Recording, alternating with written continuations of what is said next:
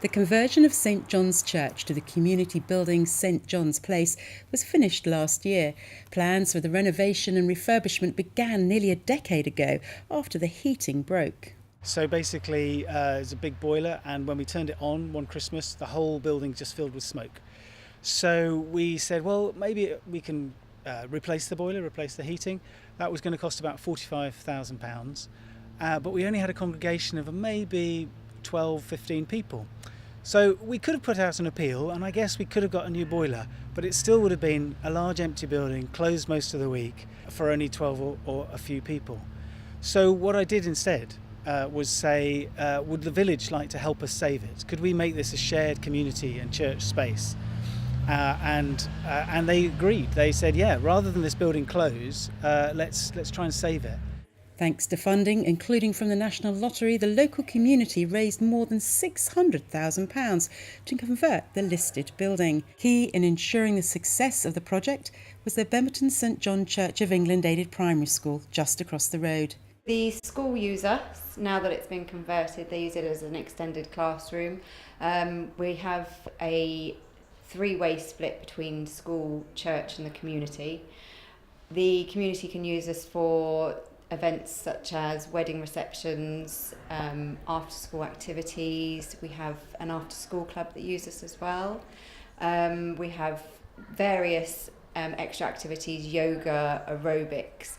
It's now a community centre, so you can pretty much use it for any community activity.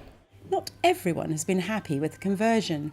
Some people I don't think, believed it would ever happen, and so didn't want to object too much. Some people said, no, churches should always have pews, and should only be used for this. But actually, historically, of course, churches didn't used to have pews. It was only the Victorians that put them in. Churches have always been multi-use spaces. The cathedral in town used to have markets in it.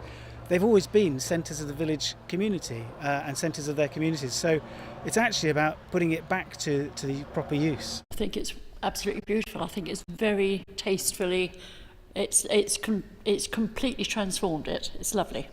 Yes, it's lovely to have a wider use of the building as well, because it's used by a number of people now for lots of different things, whereas previously, when it was a church with the pews in, we were very constrained as to what we could do, and not so many people, of course, are coming to church these days. So it's great that it's got a wider use now. Jesus didn't give us a lot of rules about what should happen in a church. You know, those are man-made rules that have happened after that.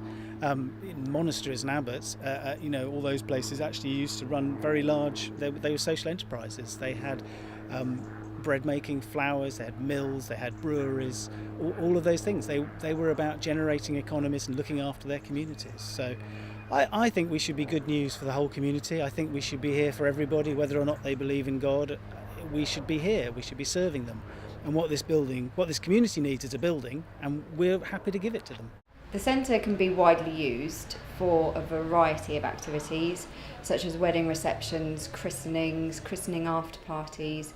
It is still a consecrated church, so the added bonus now is that you can get married here and then have a wedding reception afterwards. We've been used so widely so far, and we've only been open a year. So any activity you want to do, you can go and find us on the website, on Facebook, on Twitter, and come along and just have a look. We've got community mornings on Fridays, where you can come and have a cup of coffee, do some gentle activities. Just one of the gentle activities that takes place in the renovated and refurbished space is seated Zumba. What we've done is actually preserve the long-term future. A lot of churches struggle with maintenance of the buildings. These are old buildings, they take a lot of looking after. And we're trying to find a future for it. So rather than limp on the next 5 years or limp on the next 10 years, what we've done is say, we're going to look after this for the next 100 years, 150 years. So we've given it a future. Shan Robins, That's TV.